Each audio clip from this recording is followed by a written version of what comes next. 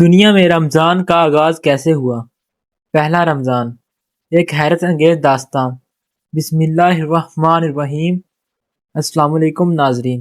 رمضان المبارک اسلامی کیلنڈر کا 9واں مہینہ ہے جو دنیا بھر کے مسلمانوں کے لیے سب سے زیادہ مقدس اور بابرکت سمجھا جاتا ہے۔ یہ مہینہ اللہ تعالیٰ کی رحمت، مغفرت اور جہنم سے نجات کی بشارت لے کر آتا ہے۔ رمضان کی سب سے بڑی خصوصیت یہ ہے کہ اسی مہینے میں قرآن مجید نازل ہوا اور اسی مہینے میں مسلمانوں پر روزے فرض کیے گئے۔ لیکن سوال یہ پیدا ہوتا ہے کہ رمضان کی ابتدا کس طرح ہوئی؟ پہلا رمضان کن حالات میں منایا گیا اور رمضان کی برکات اور حکمتیں کیسے ظاہر ہوئیں؟ یہ وہ سوالات ہیں جن کے جوابات بہت کم لوگ جانتے ہیں۔ آج کی اس ویڈیو میں ہم آپ کو تفصیل سے بتائیں گے کہ رمضان کیسے شروع ہوا اور مسلمانوں نے پہلی بار اسے کس کیفیت میں گزارا۔ بس آپ نے ویڈیو کے دوران ہمارے ساتھ آخر تک جڑے رہنا ہے۔ رمضان کی ابتدا کی حقیقت۔ ناظرین، رمضان المبارک کی ابتدا اس عظیم لمحے سے جڑی ہوئی ہے جب اللہ تعالیٰ نے اپنے آخری نبی حضرت محمد صلی اللہ علیہ وآلہ وسلم پر پہلی وحی نازل فرمائی۔ یہ واقعہ نہ صرف اسلامی تاریخ بلکہ پوری انسانی تاریخ میں ایک عظیم موڑ ثابت ہوا، کیونکہ اسی لمحے اللہ تعالیٰ کی آخری کتاب قرآن مجید کا نزول شروع ہوا۔ یہ واقعہ 610 عیسوی میں پیش آیا جب نبی کریم صلی اللہ علیہ وآلہ وسلم غار حرا میں عبادت اور غور و فکر میں مصروف تھے۔ ایک رات اچانک حضرت جبرائیل علیہ السلام اللہ کا پیغام لے کر نازل ہوئے اور فرمایا، اقرأ بسم ربک الذی خلق، پڑھیے اپنے رب کے نام سے جس نے پیدا کیا۔ یہی وہ لمحہ تھا جب وحی کا سلسلہ شروع ہوا اور رمضان کی حقیقی فضیلت کا آغاز ہوا۔ اللہ تعالیٰ نے اسی رات، جسے لیلۃ القدر کہا جاتا ہے، قرآن مجید کی پہلی آیات نازل فرمائی۔ لیلۃ القدر وہ بابرکت رات ہے جو 1000 مہینوں سے افضل ہے، جیسا کہ سورۃ القدر میں فرمایا گیا ہے، بے شک ہم نے اس قرآن کو شب قدر میں نازل کیا اور شب قدر 1000 مہینوں سے بہتر ہے۔ اس رات فرشتے اور روح حضرت جبرائیل علیہ السلام اپنے رب کے حکم سے ہر کام لے کر نازل ہوتے ہیں اور یہ رات طلوع فجر تک سلامتی والی ہوتی ہے۔ پہلی وحی کا اثر۔ جب حضرت جبرائیل علیہ السلام نے پہلی بار نبی کریم صلی اللہ علیہ وآلہ وسلم کو اقرأ فرمایا تو آپ صلی اللہ علیہ وآلہ گھبرا گئے اور فرمایا، میں پڑھا ہوا نہیں ہوں۔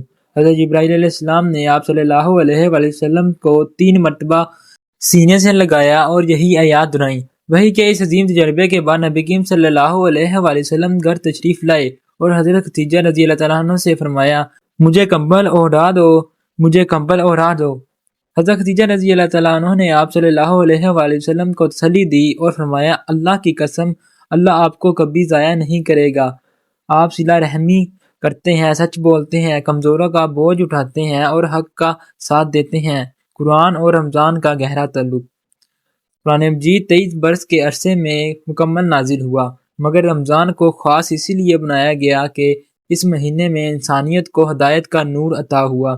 اللہ تعالیٰ سورۃ البقرہ میں فرماتا ہے، رمضان وہ مہینہ ہے جس میں قرآن نازل کیا گیا اور جو لوگوں کے لیے ہدایت ہے اور حق و باطل میں فرق کرنے والی واضح نشانیاں رکھتا ہے۔